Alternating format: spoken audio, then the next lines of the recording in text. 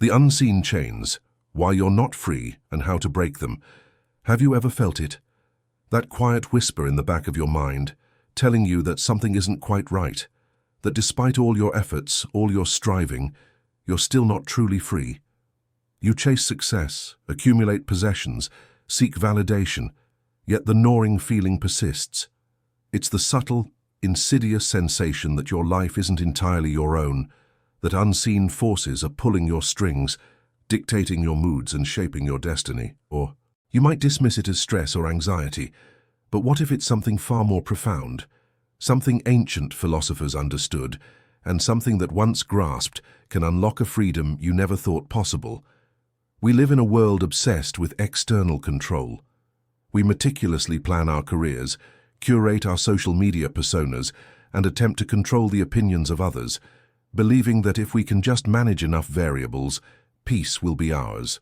But the Stoics, particularly the emperor-philosopher Marcus Aurelius, offered a radical, uncomfortable truth. True freedom doesn't come from controlling the world, but from mastering yourself. This isn't another self-help video with quick fixes. This is an invitation to an introspective journey into the depths of your own psyche.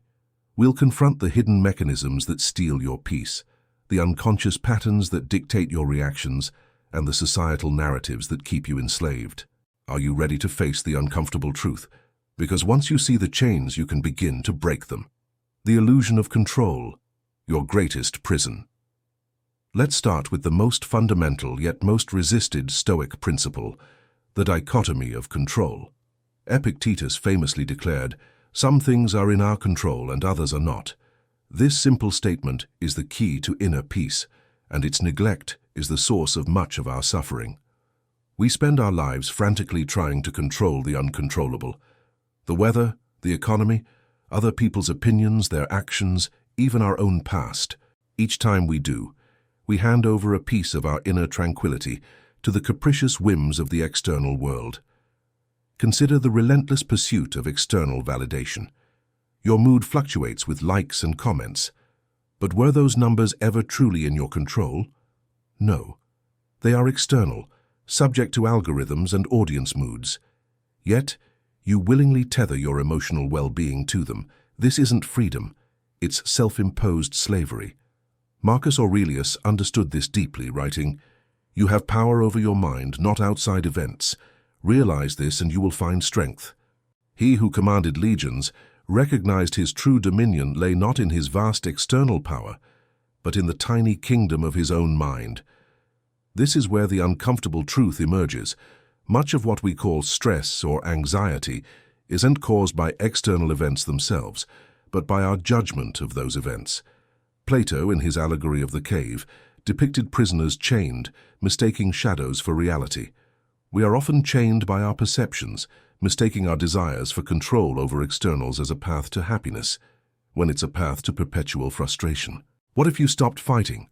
What if you truly internalized that the only thing you can control is your own response? Imagine a storm. You cannot stop the wind, but you can choose to steer your ship with skill and maintain your composure. The storm is inevitable, your reaction is a choice. This isn't passive resignation, it's strategic empowerment. It's about redirecting your precious energy from the impossible task of controlling the world to the transformative task of mastering yourself. This is the first and perhaps most challenging step towards true freedom. It's a profound shift from being a victim of circumstance to becoming the architect of your inner world. The tyranny of opinion, why you seek approval, and how it destroys you. Once you grasp the dichotomy of control, another insidious chain reveals itself. The tyranny of external opinion. We are social creatures, but this innate need for connection can be weaponized against us, turning us into slaves of approval. How many decisions have you made, not because they aligned with your deepest values, but because you feared judgment or sought praise? Epictetus spoke plainly. What disturbs men's minds is not events, but their judgments on events. What disturbs our peace is not merely what others do, but what we imagine they think of what we do. We construct elaborate narratives in our heads about how we are perceived, and then we live our lives trying to manage those narratives. This is a battle you can never win, for you cannot control another person's mind. Think of the modern digital arena, a coliseum of constant judgment. We meticulously craft our online personas hoping to garner likes, but this constant performance is exhausting. It drains our vital energy, leaving us hollow and disconnected from our true selves. We become chameleons, changing our colors to match the expectations of an ever-shifting audience, losing our authentic hue in the process. Marcus Aurelius was acutely aware of this trap. He understood that the greatest threat to his inner peace wasn't the barbarians at the gates, but the internal barbarians of anxiety and the desire for external approval. He knew that if he allowed the opinions of others to dictate his actions or his self-worth, he would be a slave, regardless of his imperial title. This isn't to say that feedback is useless. The Stoics valued wisdom, and constructive criticism can be a valuable guide. But the distinction lies in how you process it. Do you internalize it as a definitive statement about your worth, or do you evaluate it rationally, taking what is useful and discarding the rest? To guard your mind is to build an inner sanctuary. It means cultivating a robust sense of self-worth that is independent of what others think or say. It's about choosing integrity over popularity, inner peace over external applause. And in that choice, you begin to dismantle another one of the unseen chains that bind you. The shadow within, confronting fear and shame, and why you must. Beyond external pressures lies a deeper set of chains, fear and shame. These are the shadows within, dictating our choices and paralyzing our potential. As Carl Jung famously said, one does not become enlightened by imagining figures of light, but by making the darkness conscious. To truly be free, we must confront these shadows. In our modern world, much of our fear is not of immediate physical threat, but of abstract concepts, fear of failure, rejection, the unknown. These are the fears that keep us playing small, that prevent us from taking risks, from pursuing our passions. They are the invisible walls we build around ourselves, believing they protect us when in reality, they imprison us. Shame is the agonizing feeling that we are fundamentally flawed. It thrives in secrecy, whispering lies in the dark corners of our minds, convincing us that we are alone in our imperfections. It makes us hide, withdraw, and wear masks, desperate to conceal the parts of ourselves we deem unacceptable. Epictetus taught that men are disturbed not by things, but by the views which they take of them. This applies profoundly to fear and shame. These emotions are not inherent in situations. They are products of our interpretations. The fear of public speaking isn't about the act of speaking itself, but the judgment we anticipate from the audience.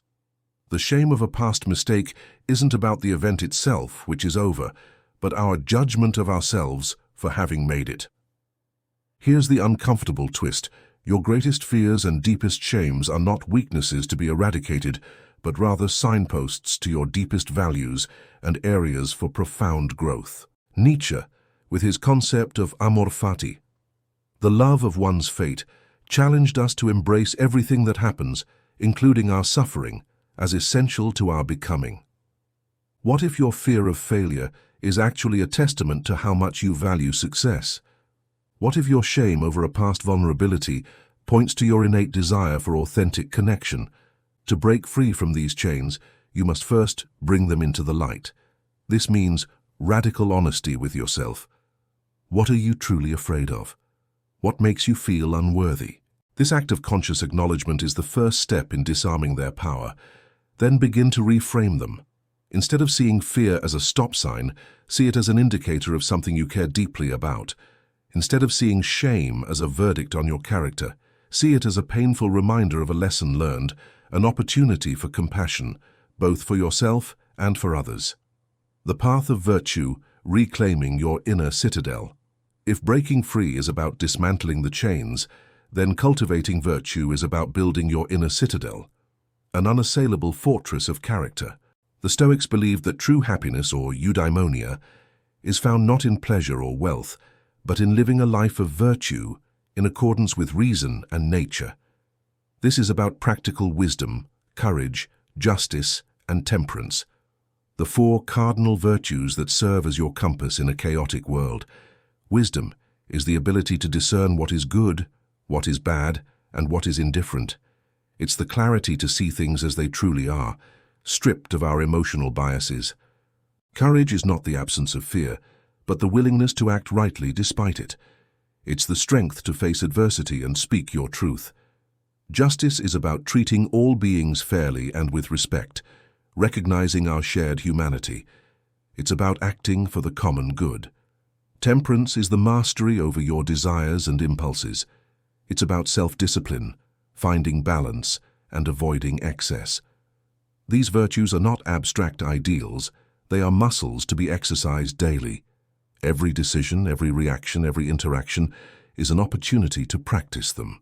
Living according to nature for the Stoics meant living in accordance with reason and virtue. This path is not easy. It demands constant vigilance and self-reflection. But the reward is immeasurable, an inner freedom that no external event can diminish, a tranquility that no misfortune can shatter, and a profound sense of purpose. This is the true liberation. The unshakeable self, your legacy of freedom. So where does this journey leave you? You've peered behind the curtain and seen the unseen chains. But merely seeing is not enough. Knowledge without action is just another chain, a gilded cage of intellectual understanding. The true test of this philosophy lies not in how much you know, but in how you live. It lies in the quiet moments when the world tries to pull you off course. In those moments, will you revert to old patterns, or will you remember the power you possess? Will you choose to react impulsively, or will you pause, reflect, and respond with wisdom, courage, justice, and temperance? Marcus Aurelius, in his final reflections, urged himself, "Waste no more time arguing about what a good man should be one." This is the ultimate call to action. It's not about becoming a perfect Stoic, free from all emotion or struggle. It's about the practice, the daily commitment to aligning your inner world with your highest ideals. This journey is not a destination, but a continuous unfolding. There will be days when the chains feel heavy, but remember this: the power to break them resides within you always. It is the power to choose your response, to guard your mind, to cultivate your character. It is the power to live a life defined not by what happens to you, but by how you respond to what happens. And in that response, in that conscious, deliberate act of self-mastery, you don't just find freedom for yourself. You become a beacon, a living testament to the enduring strength of the human spirit. What legacy will you leave? Will it be one of quiet desperation, of a life lived in reaction to external forces? Or will it be a legacy of unshakable tranquility, of a mind unburdened, a spirit unchained, a life lived with profound purpose and authentic freedom? The choice, as it always has been, is yours. Embrace it. Live it. Be free.